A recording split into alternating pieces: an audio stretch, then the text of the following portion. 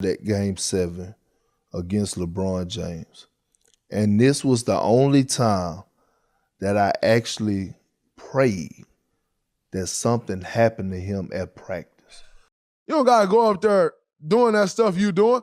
This man just went on JJ's podcast the other day and said, I was praying that LeBron James got hurt. You don't have to act like that, my man.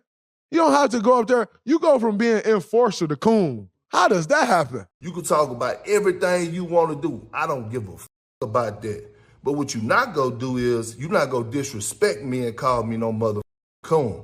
All right, flush the bombers, get the subs in launch mode.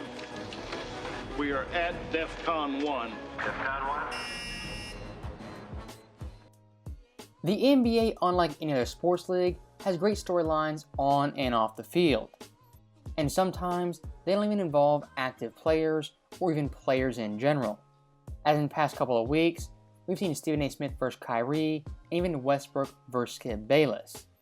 And while those beefs are entertaining, the biggest one happens to be Kendrick Perkins versus Draymond Green. And for these two guys, their hatred for each other goes back to 2018 in the NBA Finals, and the past few weeks has boiled over and it's gone nuclear. And looking at the tipping point for both these guys, it came when Perkins went on JJ Redick's podcast and talked about LeBron James in the 2008 playoffs. Now if you watch this clip, Kendrick Perkins says LeBron James is the only player ever he wished injury upon. And hearing that without context, or looking at it on a screen, that quote sounds pretty damning and pretty awful. But if you actually provide context, watch the full clip in its entirety, Perkins in this podcast was half joking, and in a weird way, it was a compliment towards LeBron and how scary he was during 2008. And even watching the clip, JJ is clearly laughing and is amused by Perkins' story. Now, one guy who wasn't laughing was Draymond Green, as after that clip, he had some pretty choice words for Perkins, and had one word in particular that crossed the line, calling Perkins a coon. Now, for YouTube's sake, I'm going to call it the C word from here on out. And looking at Draymond's comments more in depth, I can understand where he's coming from, getting mad at Perkins and his story. But if you actually watch the clip and add context, Perkins clearly is joking and trying to compliment LeBron James. If you ask me what happened, that Draymond saw a headline in word form and not actual video. And if that is what happened, his overall beef is largely a misunderstanding. But even with that being said, Draymond, his comments, calling Perkins the C word, are totally out of bounds. And I do find it pretty ironic Draymond Green is calling out Perkins with the C word, as only a day earlier, he was calling out Skip Bayless for calling Westbrook West Brick. Now you tell me which one's worse, saying Westbrook or the C word. You could even agree Skip Bayless and Perkins, they're wrong for their comments. But for Draymond Green, to get on his moral high ground, I find pretty wild after the C word comments. And so we're not getting confused, I am no fan of Kendrick Perkins, and I personally think he's one of the worst NBA analysts and the worst thing for the NBA media since Skip Bayless. But even with that being said, Draymond's comments were still out of bounds. And for my quote-unquote conspiracy theory of Draymond not actually watching the clip, here's some proof to back that up. Only a few weeks prior, Draymond Green called out Bill Simmons for his comments on Jalen Green. Now looking at these comments in word form, Bill Simmons says F Jalen Green. That seems pretty bad and pretty out of bounds. But if you watch the podcast, listen to the audio, add the context, Bill Simmons is clearly joking with members of his podcast. Now for Draymond, he did very little if any research and hopped on Bill Simmons and piled on the bandwagon. That right there is Exhibit A for Draymond, not adding context and not doing proper research. And one thing Draymond is very big on when it comes to the new media is holding people accountable as well as responsible. And in some respects, I actually agree with him 100%. Looking at someone like Kendrick Perkins, his overall basketball takes are always awful and 100% wrong.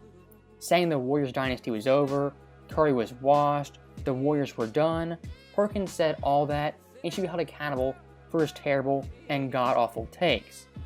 And keeping that exact same energy, Draymond himself should also be held accountable for his bad takes and his bad tweets or podcast clips. Exhibit A, Bill Simmons and his out-of-context comments on Jalen Green. And speaking more about the new media and players having podcasts, I'm all for that. But watching those podcasts, I'm noticing a weird and pretty peculiar trend, as a lot of these guys are overtly biased towards current players, and they very rarely, if ever, critique players who are still playing. The way I look at it, they're on the opposite end of the spectrum when it comes to guys like Stephen A. Smith, Skip Bayless, Nick Wright, or even Kendrick Perkins. Those guys are overly critical and biased, and guys like Draymond and JJ are more soft and deferential to the current day players. One example of this I'd look at is JJ in a podcast with Joel Embiid. If you watch this quick 20-second clip, JJ, he waffles and he's flustered by a very simple question. Now why that is because JJ doesn't want to critique or downplay any superstar. Once again, the exact opposite of the old media. And even today, he had a pretty awful take saying Kevin Durant doesn't get enough credit for his 2 rings in Golden State. Once again proving he's overly deferential to current players and is overtly biased in favor of those guys.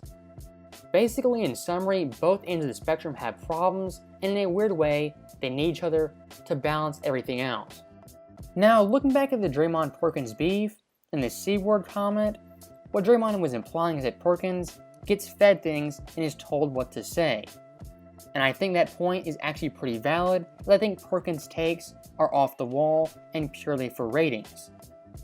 But that being the case does not make you a C-word or a sellout. And Perkins being a hot take artist, everyone knows he's a joke and he's an absolute clown. And one guy in particular who fostered the hot take culture was indeed Colin Cowherd, Draymond Green's boss at The Volume. Yes, Colin Cowherd owns Draymond's podcast and his IP. And one thing about Colin Cowherd that is widely known, he hates and despises Russell Westbrook. But one thing you won't see anytime soon is Draymond calling out his boss for his overt hatred of an NBA superstar. He's okay calling out Skip Bayless, even Kendrick Perkins, but when it comes to his boss, he's absolutely silent. And objectively speaking, Cowherd's hatred of Westbrook is far more worse than Perkins or even Skip Bayless. And once again, let's be very clear, when it comes to Skip Bayless, I absolutely despise him. The same thing for Colin Cowherd, as well as Kendrick Perkins. I actually think Draymond out of the bunch is the most likable, as well as entertaining when it comes to his content. But in this respect, Draymond Green, he crossed the line, dropped the C word, and I can't condone that or support that. So when it comes to the overall beef, if I had to pick which person is more right, I would go with Perkins over Draymond. But once again, both guys have valid points, as well as valid critiques, and on some things, they are wrong. And I think that is a pretty good endpoint as we came full circle in this video. In the beginning, Draymond called out Perkins and Skip Bayless for their blatant hot takes and terrible opinions and critiques of NBA players. And in the end, we learned Draymond, his boss is Colin Cowherd, one of the figures who fostered the hot take culture that Perkins makes his living on, which Draymond hates. Definitely pretty ironic, and one thing I picked up on in doing this research. Now as always, thank you guys for watching, hope you enjoyed it. I'll see you guys next time.